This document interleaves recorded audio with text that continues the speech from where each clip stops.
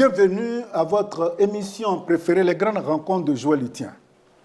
Aujourd'hui, nous recevons un cadre ivoirien qui est notaire. Il est aussi membre actif du PDCI RDA, vice-président et inspecteur général. Celui que nous recevons aujourd'hui s'appelle Maître Zéhouri Bertin Paul Arnaud. Bonjour, Maître. Bonjour, M. Etienne. Je n'ai pas écorché le nom. C'est parfait. C'est parfait. Mettons-nous à l'aise. Alors, c'est la première fois que je rencontre un notaire. C'est quoi un notaire?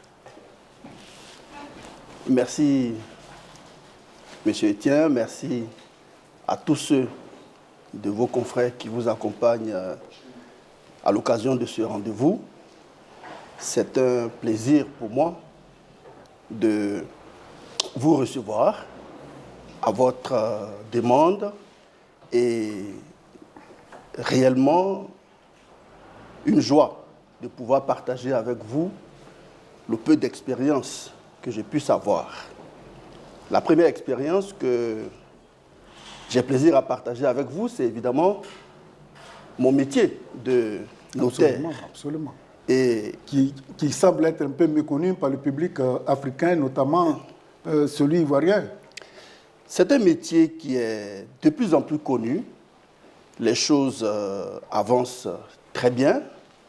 Les raisons pour lesquelles le notariat n'a pas été tout de suite vulgarisé et connu comme les autres professions sont des raisons historiques et historiologiques. Voyez, nous sommes l'une des rares professions issues du palais du roi à pouvoir survivre à la dynastie, à pouvoir survivre à la royauté, à traverser les temps et à se déverser avec succès dans la période contemporaine et dans la période moderne, voyez-vous, moderne et contemporaine. Vous voyez, lorsque au 5e et 6e siècle déjà, les seigneurs et les prêtres, les curés, les abbés administraient des grands territoires là-bas en Italie ou en France ou dans les grandes contrées gréco-romaines. Ils avaient besoin d'un personnel qui soit érudit, à l'image des scribes de la période biblique que vous savez. Ces scribes-là rendaient tellement de services par la lumière qu'ils dégageaient auprès de leur patron, on va dire. Ce personnel a été donc utilisé au service des seigneurs, grands propriétaires terriens, administrateurs territoriaux, pour garder les notes, mais en plus former ceux qui viennent, les enfants, les petits-enfants, décompter les terres, les partager à qui en avait droit, etc., pour qu'il n'y ait pas d'histoire, garder la mémoire de la famille. Et ainsi naquit le notariat. Ce métier, donc, qui est né donc, dans les entrailles des souverains, a été intégré au palais royal, le dernier sous Napoléon, au Châtelet, où chaque corps avait son travail qu'on appelle une charge. Vous, votre travail, c'est de soigner, vous êtes médecin. Vous, votre travail, c'est d'interpréter la volonté de quelqu'un auprès du roi, vous êtes avocat. Votre rôle, c'est de faire les inventaires pour pouvoir savoir qu'est-ce qu'il en reste après la mort de quelqu'un, vous êtes inventorieur. Votre rôle, c'est d'écrire, garder des notes, sauvegarder la mémoire et donner l'authenticité. Vous êtes notaire. Votre rôle, c'est d'ouvrir les portes. Vous êtes donc un huissier qui est devenu aujourd'hui commissaire de justice. Tout ça, c'était des charges au service du roi. Dès l'instant où, à la Bastille, depuis 1789 et un peu avant, la monarchie a sauté et qu'on a basculé dans la République, les potentats ont estimé que toutes ces professions pouvaient sortir du palais parce que leur utilité n'était plus avérée. Par contre, pour être autonome, de telle sorte qu'elles sont sorties du palais pour devenir des auxiliaires de justice. De telle sorte que vous verrez des commissaires-priseurs, des avoués, vous verrez des avocats, etc., qui sont des libéraux. Ils conservent l'esprit du palais. Ils peuvent fréquenter le palais. Ils sont toujours bienvenus, parce qu'ils ont l'expérience. Mais ce ne sont plus les agents du palais. Les notaires, par contre, ils le sont restés. La dernière définition. Et j'en ai terminé. Ils le sont restés parce que la pression foncière, d'après la Révolution, était telle qu'il fallait des agents sérieux, cardinaux, de confiance, pour pouvoir définir quel seigneur, après avoir abandonné une possession des terres infinie, peut la redéployer, soit au sein de sa propre famille, comme étant la sienne propre, ou alors la redistribuer à toute la communauté. Donc c'est là qu'on va vous obliger à prêter serment. Sont donc devenus une membrane de la République, de telle sorte que on leur a confié la main publique, la manus publica, et la confiance publique, la fides publica. Vous irez devant le fronton des études des notaires, des cabinets des notaires ou des offices des notaires, vous verrez, en France, en Belgique, au Canada, en Roumanie, partout dans le monde, les armoiries de l'État. Les armoiries de l'État chez nous, c'est la feuille de chêne et tout le reste. Et j'ai l'habitude de dire aux étudiants, quand vous entendez garde des Sceaux, ministre de la Justice, vous ne demandez jamais à quoi ça renvoie, ces réalités. Garde des Sceaux, ministre de la Justice. Eh bien, le garde des Sceaux, il est justement là pour le sceau. Tout ce qui est authentique, les armoiries. Le notaire fait partie de ces gardes, de ceux qui conservent l'armoirie de l'État. Je vous présente Maître Zéhouri Bertin Armand Arnaud, qui vient de nous faire un petit cours pour que nous percevions et que nous percevons aussi les fonctions liées au notaire. Vous rédigez souvent des testaments. Est-ce que les Ivoiriens sont prêts à aller vers vous? Parce que pour aller voir un notaire, on a l'impression qu'il faut être discret, il faut se cacher pour aller voir le notaire. Et est-ce que ce constat que je fais, il est exact? C'est un constat qui est tout à fait exact. D'abord, le notaire travaille sur une multidimension. Il est à la fois l'ami du pauvre, du faible, le défenseur de la société, et à la fois l'ami du riche, de telle sorte que l'État peut compter sur le notaire pour prélever à chaque communauté des impôts, des taxes. Ah oui, vous jouez ce rôle-là aussi? Ah bien sûr, nous sommes des percepteurs d'impôts. D'accord. En la matière, les notaires de Côte d'Ivoire peuvent se targuer d'être les meilleurs contributeurs à la caisse fiscale de Côte d'Ivoire à travers la récupération des taxes en matière de cession foncière, en matière de toutes opérations liées au foncier et à la transmission du patrimoine à cause des vies ou à cause des morts. On va consacrer quelques minutes à votre fonction. Monsieur Fofana vient vous voir. Tout à fait. Monsieur Fofana dit qu'il est marié, il a des enfants, il a quelques biens et il veut faire un testament. Il vient vous voir. Qu'est-ce que vous lui exigez d'abord? Je lui demande de me dire exactement quel est son projet, quelles sont ses intentions. Ses intentions, c'est j'ai beaucoup d'enfants, j'ai une femme, on ne sait jamais. La mort peut me frapper à tout moment, une invalidité peut me frapper à tout moment, et M. Fofana est devant vous. Et je le félicite d'avoir pris cette résolution parce que le Saint-Coran dit, Le Saint-Coran. le Saint-Coran dit, vous ne pouvez quitter cette terre en laissant derrière vous, dans votre famille, dans votre communauté, du désordre. Par conséquent, vous êtes invité à établir votre testament. La Sainte Bible, renvoyée à Abraham et à Sarah, vous vous souvenez, lorsque Abraham devait enterrer Sarah, il a exigé un carré. Sur ce carré, il a demandé qu'il soit planté une stèle. La preuve de l'enterrement de Sarah, une terre qui était hors d'Israël, par conséquent, elle n'était pas la sienne, il a voulu la payer.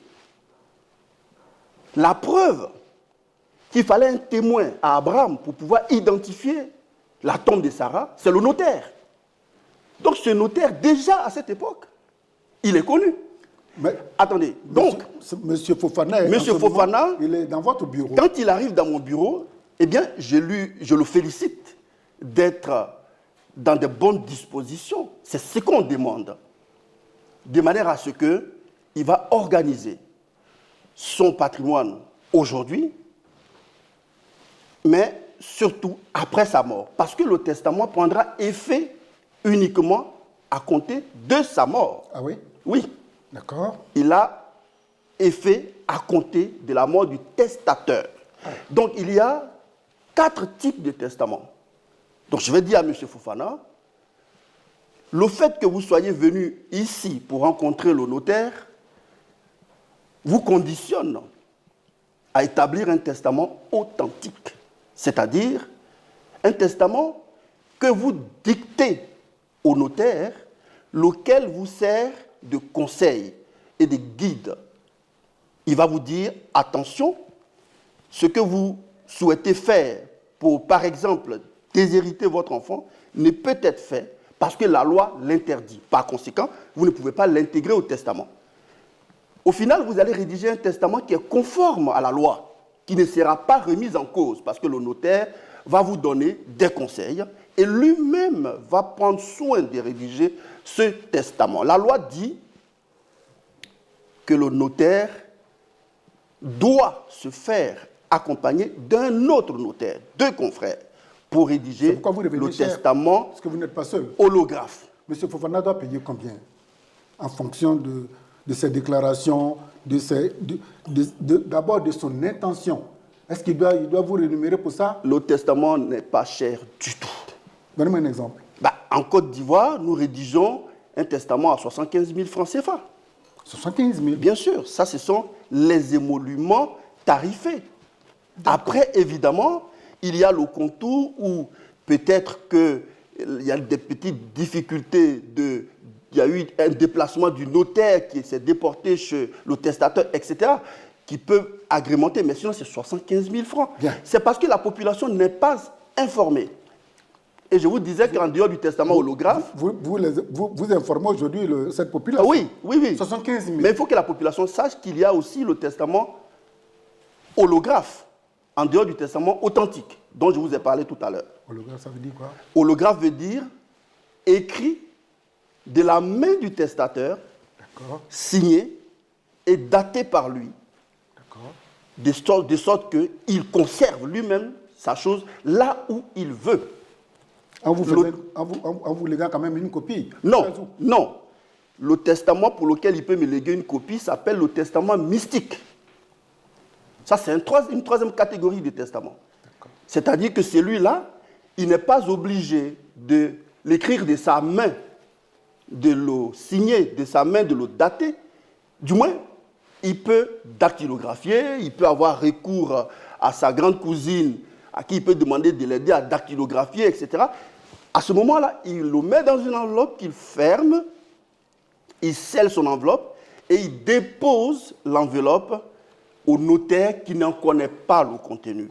Et puis il y a finalement le testament international qui obéit aux règles de Washington de 1972, qui correspond aux personnes qui voyagent, qui sont dans le monde diplomatique et qui ont des raisons en mer comme dans les airs de penser qu'il peut leur arriver quelque chose. Par conséquent, ils doivent tester. Et quand ils doivent tester, ils peuvent s'adresser à une officine diplomatique pour faire un testament international qui reste valable. Merci de nous décliner Je vous en prie. cette profession que vous maîtrisez avec beaucoup de professionnalisme. Est-ce qu'on peut parler maintenant de politique? Bien sûr. Vous avez été haut représentant de M. Thiam dans votre région, le Lodjibois. Et puis, quelque temps, on vous a démis de votre fonction. Qu'est-ce qui n'a pas marché? Qu'est-ce que vous appelez, on vous a démis de votre fonction? Dans nos recherches, vous avez été démis quelque part. Non, Et puis, soyez réintégré. précis, soyez précis. Vous dites quelque part, ça veut dire quoi? Eh bien, quand le président Thiam a été élu, il a commencé à faire des nominations. C'est ça.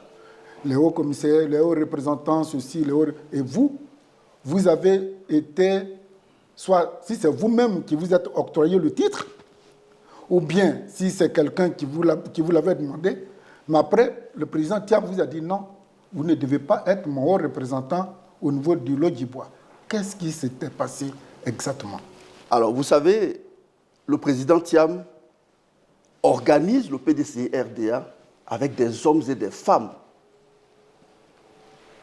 que lui et son cabinet utilisent comme des pions pour servir à des postes stratégiques. Et vous ne remplissez pas ces critères? Écoutez bien, M. Thiam, le président du PDCI-RDA, dirais-je, a souhaité que la première mouture qu'il avait faite 2 mois plus tôt pouvait être organisée différemment. Et c'est tout à son honneur. Et c'est vous qui avez été le verrou qu'on a sauté? Non, aucun verrou n'a sauté. Il a juste voulu qu'on organise les choses autrement, tout en me confiant d'autres tâches beaucoup aussi importantes que les autres. Inspecteur du parti, est-ce que ce n'est pas honorifique? Vous pensez que c'est honorifique? C'est la question que je vous pose. Mais qu'est-ce qui ne serait donc pas honorifique? Ben, aux représentants, par exemple, ça vous... Non. Le haut représentant, jusqu'au 5 mars 2024, il n'était pas connu dans la constitution du PDCI-RDA, qui est un parti qui a 80 ans, bientôt. Donc, je ne vois pas en quoi une institution que nous avons créée pourrait être plus honorifique qu'une vice-présidence ou un inspecteur qui, lui, date de la constitution du PDCI. Alors, maître, ce qui est admirable, c'est que quand on vous a interpellé sur ce sujet, ça ne vous a pas découragé. Et vous êtes remonté même pour dire, soutenons le président Thiam, allons jusqu'aux élections. Mais pour quelqu'un qui avait cette notoriété que vous avez dans le Lodjibois, je crois que la capitale, c'est Divo. Oui, c'est ça. C'est Divo. Et puis bon, du coup, Divo apprend que l'homme en qui tous les militants devaient faire confiance vient d'être désagrégé d'une de ses fonctions, au haut représentant. Mais je ne comprends. Vous n'avez pas été déçu. Et puis bon, vous êtes rentré dans le rang comme si de rien n'était. Mais justement parce que... C'est la discipline. La Côte d'Ivoire, le Lodjibois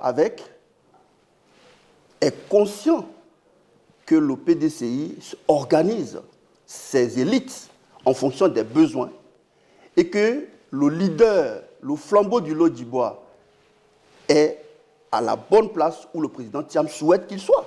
Alors, Lodjibois, Divo, comment est-ce que vous êtes perçu là-bas?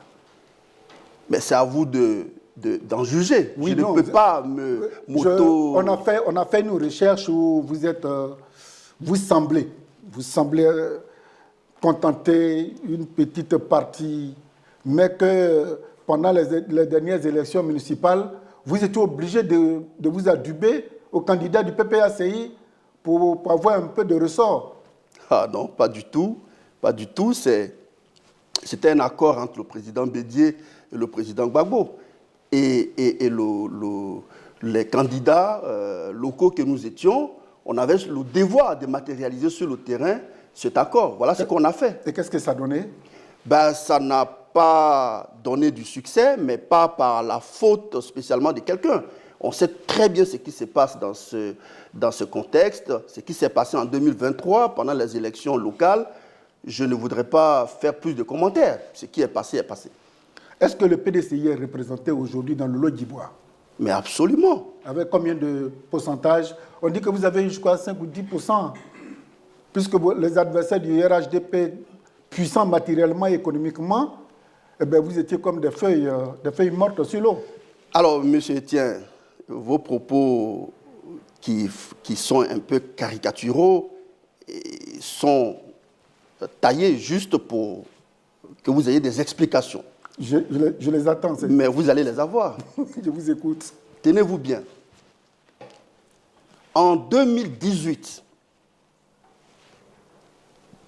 j'étais candidat à la présidence du conseil régional du Lot-d'Ivoire en tant que candidat indépendant, affrontant de ce fait le RHDP et le PDCI Composé. qui venaient, ils venaient de se séparer à nouveau. D'accord. Donc chacun avait son candidat. Les deux grands partis se livraient donc la compétition. Et moi, j'étais le petit indépendant qui venait de m'établir dans le Lot-d'Ivoire après donc un séjour en France de très longue durée. Et après 3, 4, 5 ans de présence réelle sur le terrain, écumant, village par village, campement par campement, ville par ville, avec les actions sociales dont on va parler tout à l'heure, j'espère, la population a jugé que j'étais apte à être président du conseil régional du Lot-d'Ivoire. Et elle vous a conféré ce pouvoir? Ce pouvoir ne m'a pas été conféré pour des raisons que personne n'ignore. Et ce n'est pas sur votre plateau que je vais déballer ce dont La technologie électorale vous a frappé? On a renversé les urnes? Écoutez, l'histoire est là, l'histoire elle est disponible pour tout le monde. Je souhaite à chacun de faire la lecture. Oui, mais quand vous-même vous réfléchissez, vous savez que le peuple vous a fait confiance. Donc vous comprenez? Mais la CEI, ça dit que les responsables de cette CEI ont renversé les tendances. Mais monsieur Joël Etienne, il faut me laisser aller au bout de mes Mais vous idées. hésitez. Parce que non, attendez, parce que j'étais en train de vous expliquer que tout seul, l'homme a attribué 15 000 voix. Tout seul. Le PDCI était le PDCI avec 76 ans d'existence. Le RHDP était le parti qu'il est aujourd'hui. Chacun a eu 18 000 voix, l'autre 18 500 voix, et moi indépendant 15 000 voix. Alors, lorsque je deviens PDCI, avec un potentiel, comme ils disent, ce n'est pas moi qui le dis, parce que moi, si on m'avait laissé dire, la réalité serait autre chose. Et ils le savent, tout le monde le sait. C'était quoi cette réalité?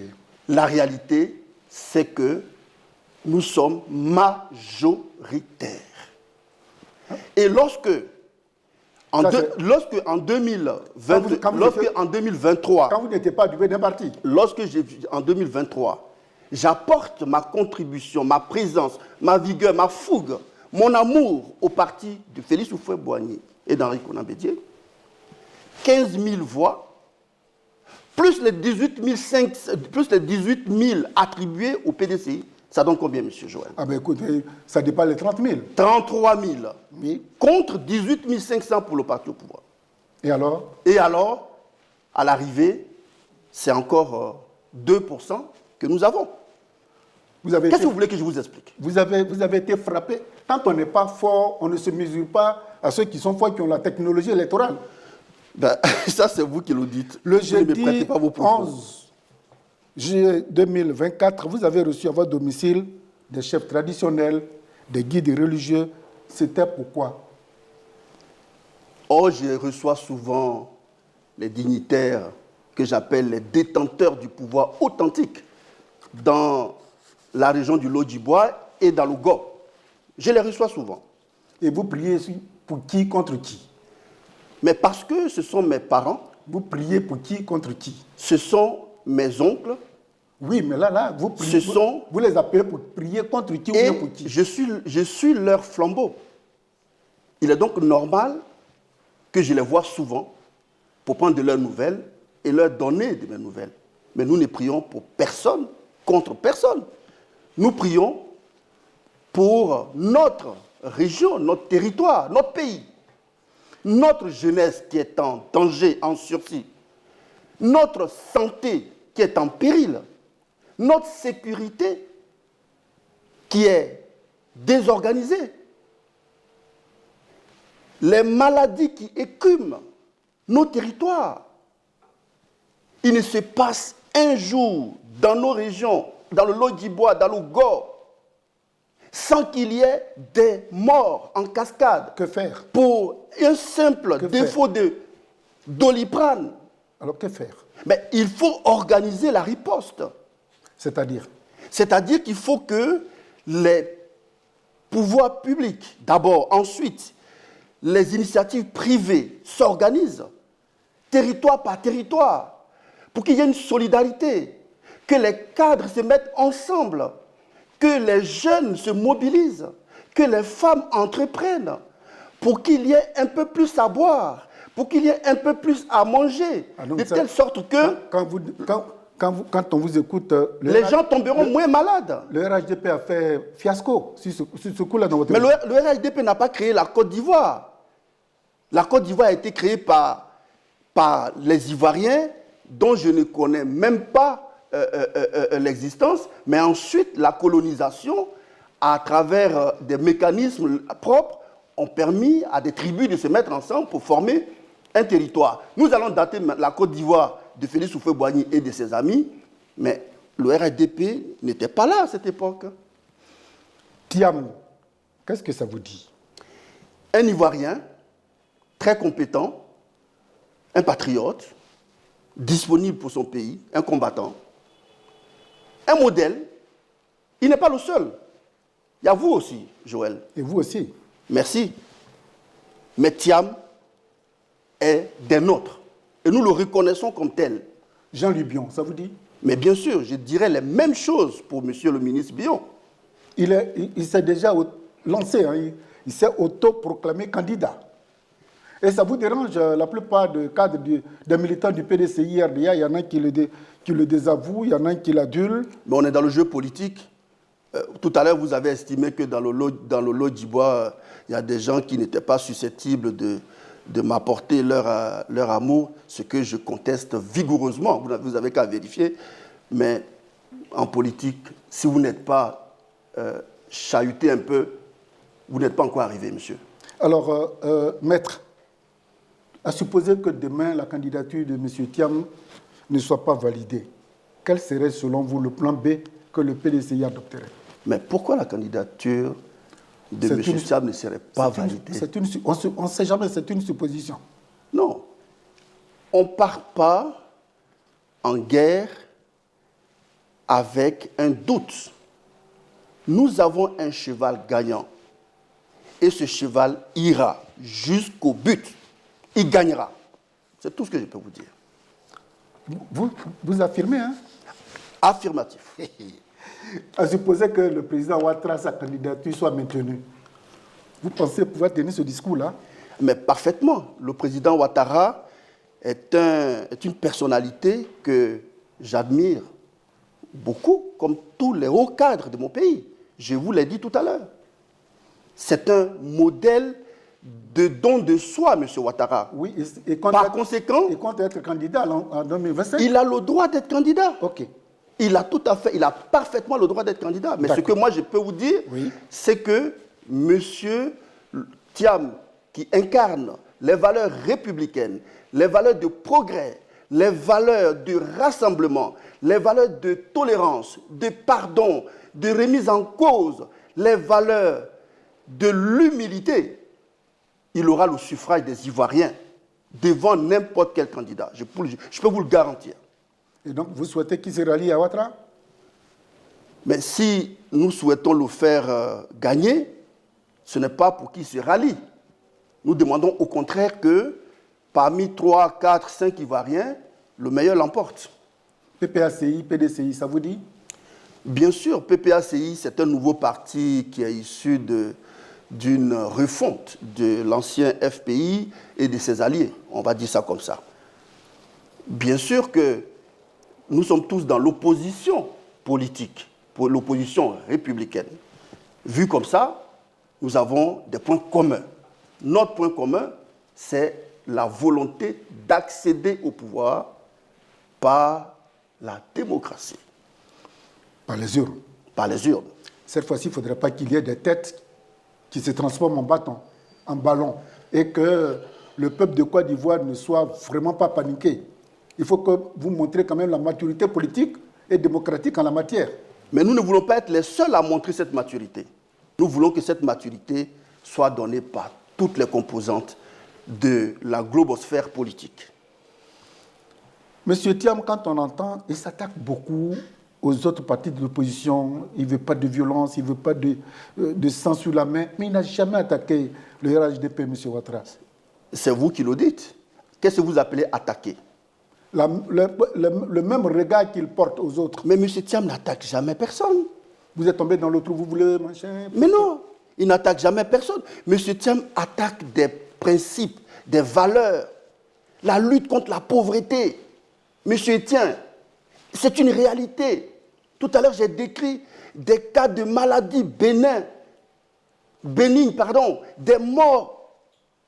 J'ai décrit des situations intolérables.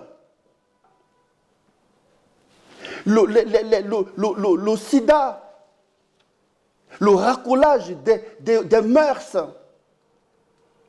Aujourd'hui, on parle des woubi ou je ne sais plus quoi. La déstructuration, les églises qui sont remplies de gens qui auraient dû aller au travail. Mais parce qu'ils n'ont pas de travail, ils sont réduits à la prière, ce qui n'est pas déjà mal. Mais le Seigneur ne peut pas descendre pour nourrir ces Ivoiriens. Voilà de quoi il s'agit. M. Thiam a un problème avec ça. Donc quand il dit qu'il ne peut pas mettre un serpent dans son pantalon, il veut juste dire que lui, il n'adhère pas à la violence. Dire ça ne veut pas dire qu'on est en train de s'attaquer à quelqu'un en particulier. Je ne crois pas. Vous êtes fier d'être Ivoirien? Ben, absolument. Comment vous pouvez poser une telle question? Oui, mais je vous la pose pour savoir si vous l'êtes vraiment. Je suis très fier. Vous voyez, avec cette douceur que vous répondez, je sens combien de fois vous êtes à l'aise d'être Ivoirien. Oui. Et aussi d'être PDCI. Et je représente très bien la Côte d'Ivoire, ici et ailleurs. Alors, parce que j'aime être Ivoirien. D'accord. On va parler un peu de vos activités extra-professionnelles et politiques. Vous avez glané tellement de prix que si je me mettais à tout énumérer, ça va faire le tour de l'interview. Qu'est-ce qui vous a mené à créer autant de structures sociales pour aller vers la société, pour capter et analyser et solutionner, selon vos pouvoirs, les souffrances de vos compatriotes? Je ne suis pas allé vers la société. Je crois que c'est une rencontre légitime entre un fils et un pays, je dirais, un territoire. Ça commence par ma propre famille. Lorsque, 30 ans après, je rentre de France, ma propre famille est déstructurée. Ma propre maman, aujourd'hui, a plus de 100 ans. À l'époque, elle était au bord de la tombe, monsieur. Mais lorsque je rentre, elle reprend espoir. La famille nucléaire également. Assez rapidement, j'organise tout le monde. Ce n'est pas de l'orgueil, ils sont là, ils m'écoutent. Ils peuvent témoigner, mes frères, mes cousins, mes tantes, mes oncles. Je remets tout le monde à flot. Et ça s'étend sur le village. Ça s'étend au canton. Et les gens disent, mais tiens, en voilà un qui a l'oreille attentive. Alors viens ici, toi. Tu es notre flambeau. Ça, c'est la suite des actes humanitaires que vous posiez à l'époque. Absolument. Qui vous a valu cette estime familiale. Absolument. Et les gens ne vous ont pas posé la question de savoir derrière quoi vous courez. Du tout. Cette question n'a jamais été posée. Je vous la pose aujourd'hui. Parce que lorsque... Je vous la pose. Est-ce que vous pouvez me la répondre? Oui, j'y réponds. Lorsque j'étais au C1. Non, ça peut me donner la réponse. Bien sûr, écoutez bien. À l'école primaire. Écoutez bien. Mais le temps de revenir à à l'école au notariat. primaire publique de Guébié, dans le canton Aboyiri de Divo. J'étais en C1. Je me suis présenté pour être candidat à l'élection du président de la coopérative scolaire. Il y avait des candidats de CM2, des gens qui avaient déjà des enfants. J'ai gagné cette élection et j'étais le président de la coopérative scolaire pendant 2 ans, jusqu'au C2. Donc, vous voulez dire par là que Ensuite, ça vous suit. mon leadership s'est confirmé. J'étais en 4e où j'ai été président du MESI de mon collège. Ensuite, je suis devenu président du club d'anglais au lycée municipal de Divo. Ensuite, président de la promotion terminale. Et enfin... Président. Voilà. Derrière quoi vous courez aujourd'hui? Mais ce que je veux dire, c'est que c'est une prédisposition qui rencontre probablement un destin. Je suis croyant, j'aime l'homme, j'aime que l'homme soit bien dans mon regard, j'aime que l'homme me représente dans son regard, et c'est tout. Je n'attends rien de plus que ça. Après, chaque action a une finalité, mais qui, elle, est naturelle. La mienne, je ne la connais pas. C'est à vous de me dire. Non, vous dites que depuis le CP1, vous avez été président, CP2 président, CE1 président, CM2 président, 5e président. Si je ne vous le dis pas, personne ne vous le dira. Oui, mais vous Donc, c'était pour vous parler des prix que nous avons glanés ces dernières années. Oui, nous sommes à notre 28e prix international, national comme international. Et vous avez été reçu par le président Ouattara. Le président Ouattara, je l'ai rencontré, effectivement, en 2014 pour être précis, au Maroc, à Casablanca. Voici la photo qui est là. J'ai voyagé avec le président Ouattara et au milieu de tous les cadres qui accompagnaient notre président, j'étais. Donc, c'est également mon président, le président de mon pays, que j'ai soutenu pour réussir à redresser ce pays. Vous l'admirez, hein? Mais c'est un homme qui est admirable, vous le savez très bien. Donc, il ne peut pas être un adversaire politique. Il peut être un adversaire politique. Il peut être un adversaire idéologique. Il peut être un adversaire, mais dans la douceur, dans la différence, dans le respect et dans l'amour familial. Qu'est-ce qu'il vous a dit quand il a attrapé votre main, quand j'ai vu le... Vous avez vu la photo, c'est ça? Oui. Mais il ne se souviendra même pas de moi parce qu'il avait tenu la main de tout le monde. Oui, alors figurez-vous, écoutez-moi, ce jour-là, oui. et j'espère qu'il me regardera, il va rigoler un peu. Oui. On était à Casablanca, il y avait Charles Kofi Dibi à l'époque, ministre, paix à son âme, ministre des Finances. Et alors, quand je suis arrivé au niveau du président, il m'a pris par la main et il a commencé à secouer très fort ma main. Alors, Charles Dibi Kofi a commencé à dire, mais Zéhouri, mais tu as donné quoi au président? Dégage ta main. Regardez juste derrière la photo, il est là-bas. Oui, Dibi Kofi est là-bas. Donc, on se marrait tous comme ça avec Essis Mel, avec Diarra-Souba. Qu'est-ce qu'il vous a dit à cet instant précis pour renforcer votre estime à son égard? Mais non, mais le président de la République de Côte d'Ivoire veut faire des Ivoiriens des champions. Il voulait le faire dès les années 2013-14. Il a échoué? Je dirais oui. Et selon vous, pourquoi il a échoué? Il a échoué simplement parce qu'il y a un moment donné où l'usure rattrape. Le président a tout donné. Avant d'accéder au pouvoir, c'est un monsieur qui s'est investi corps et âme pour l'Afrique, pour le monde d'abord et pour l'Afrique.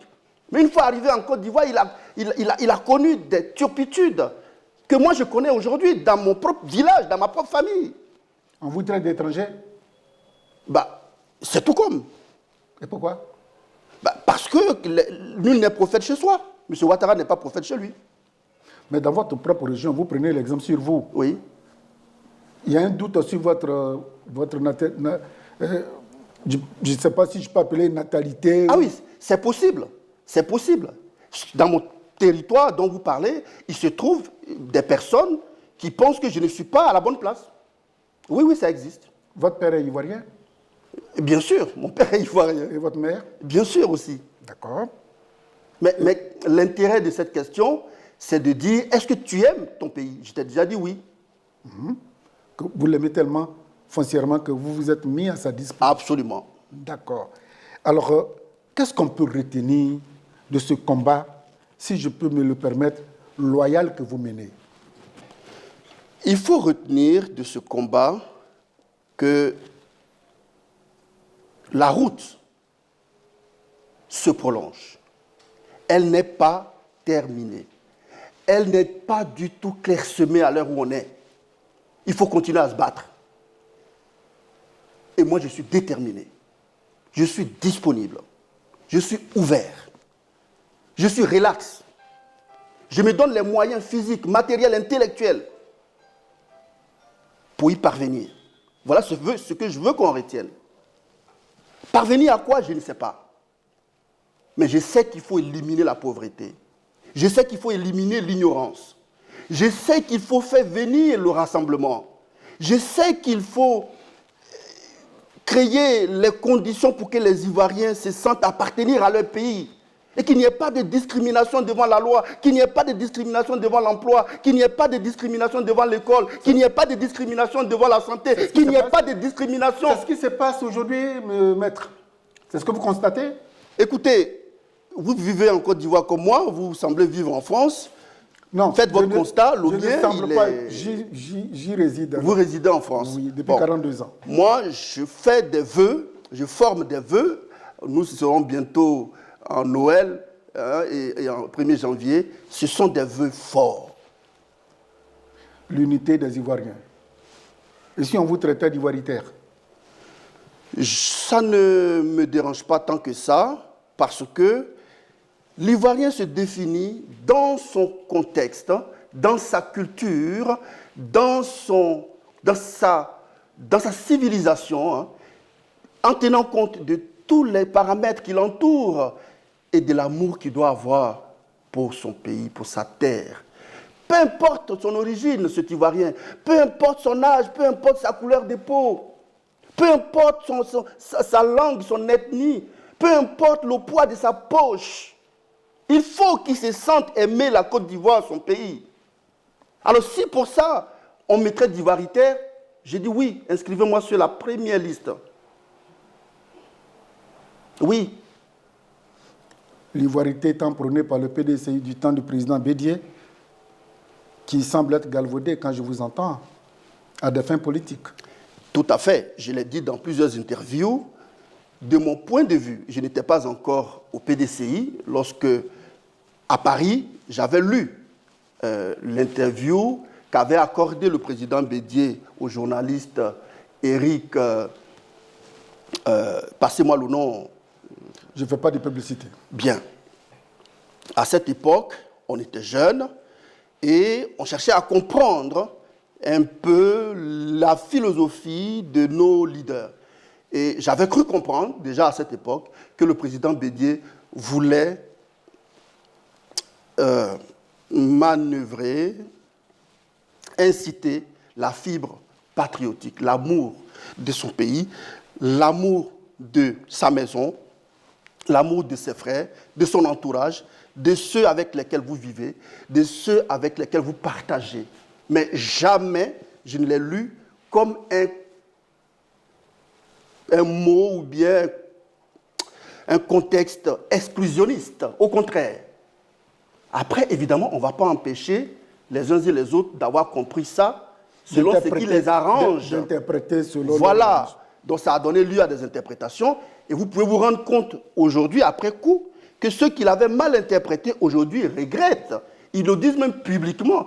Si je savais, je n'allais jamais soutenir telle initiative, telle autre. Ça veut dire que M. Bédié, mon père Bédié, était donc dans le vœu, la volonté de ses parents ivoiriens, toute tendance, toute ethnie, toute origine, toute couleur, tout moyen confondu.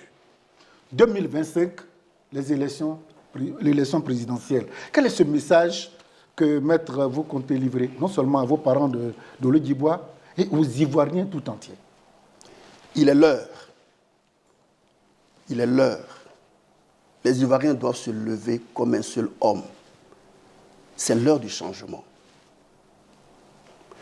pendant ces 10, 15 dernières années, la Côte d'Ivoire a fait des performances évidentes que nous saluons, que nous reconnaissons avec toutes les limites que nous savons aussi. Par exemple, l'indice de développement humain qui nous rappelle que nous n'avons pas atteint des objectifs sociaux. Par exemple,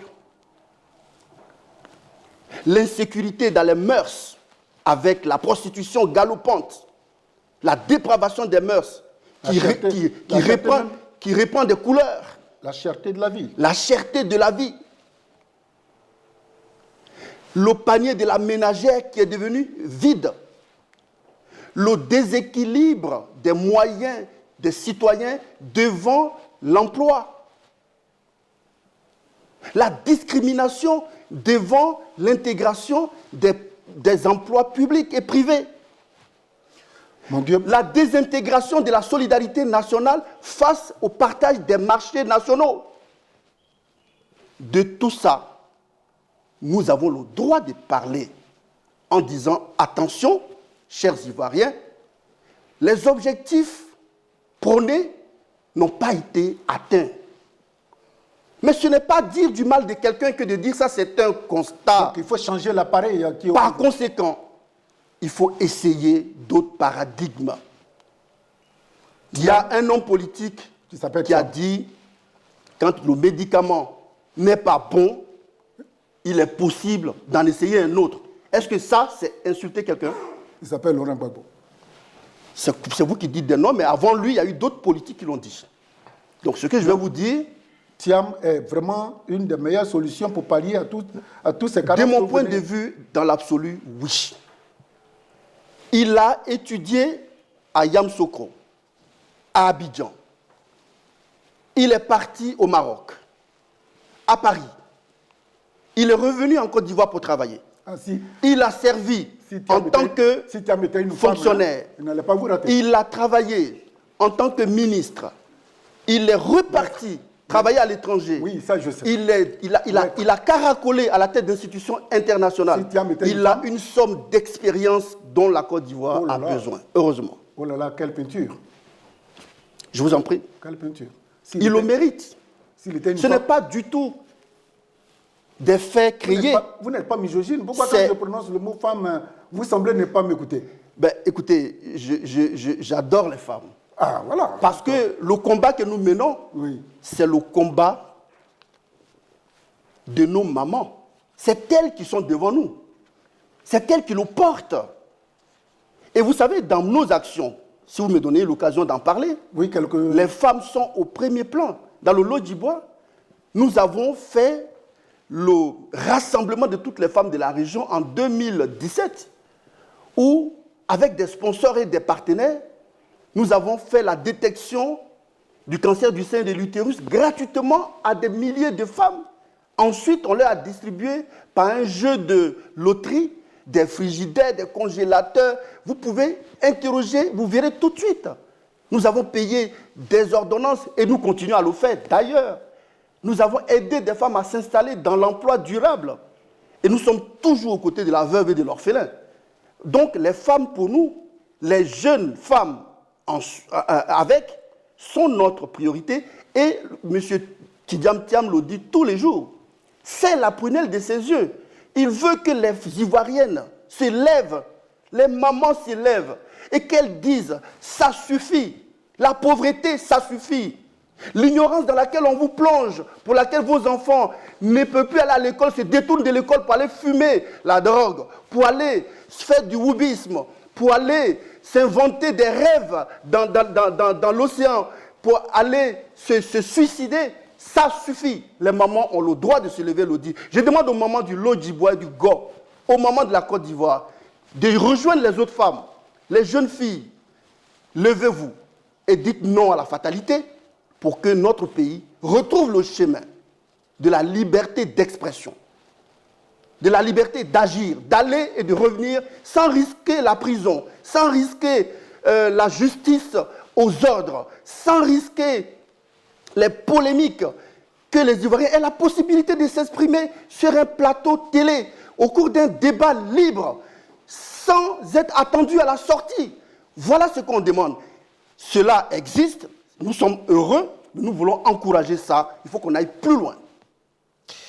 Vous faites partie d'un des rares invités que je reçois qui me donne l'envie de tirer mon cou jusqu'à votre lèvre pour écouter le son de votre voix. Merci. Parce que vous êtes en train de faire la campagne du PDCI, RDA. Je ne sais pas si le président Tidiane Thiam vous a inoculé un virus pour que vous soyez, dès qu'on vous branche, que vous déblatérez tout. Et non, ce n'est pas le président Thiam qui m'a inoculé un virus. C'est le sort tragique auquel l'Afrique est livrée, abandonnée, qui crée ce virus chez Tidiane Thiam. C'est le même virus qui est chez moi. Donc c'est une rencontre spirituelle que nous avons, M. Thiam, moi et tous les autres qui l'entourent. Nous sommes nombreux, des jeunes cadres, tartinés dans le moule du rassemblement, de l'amour, de la paix du PDCI-RDA, le parti de nos dévanciers. C'est ça. Vous êtes un vrai représentant placier, un vrai communicant. Quelqu'un qui, je voudrais quand même dire à M. Thiam, écoutez, bon, il est un orateur qui est épris de paix, d'amour, non seulement pour sa personne et pour son parti, vous pouvez aller loin, maître. Merci beaucoup. Avant de clore, je voudrais dire merci à des confrères qui sont venus nous soutenir. Il y a le représentant du journal numérique afriquematin.net avec son patron qui s'appelle Brou François. Et nous avons encore un de nos confrères qui arrive du Burkina. Il s'appelle Morin Yamogbe. Je ne sais pas si je prononce bien son nom. Son journal numérique s'appelle Wakat Sénat. Je voudrais aussi dire merci à mon partenaire de tous les jours. Il s'appelle Jules Corchet. C'est à ce titre-là que je voudrais dire merci à Maître. Je voudrais vous dire merci à tous ceux qui sont là et un petit applaudissement parce que c'est la première fois que je rencontre quelqu'un. Merci. Merci beaucoup.